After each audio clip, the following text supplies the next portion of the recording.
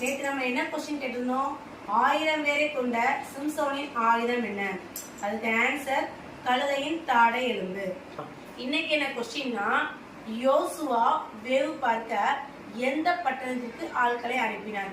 இதோட ஆன்சர் இதோட முடிவுல வரும். ஓகேவா?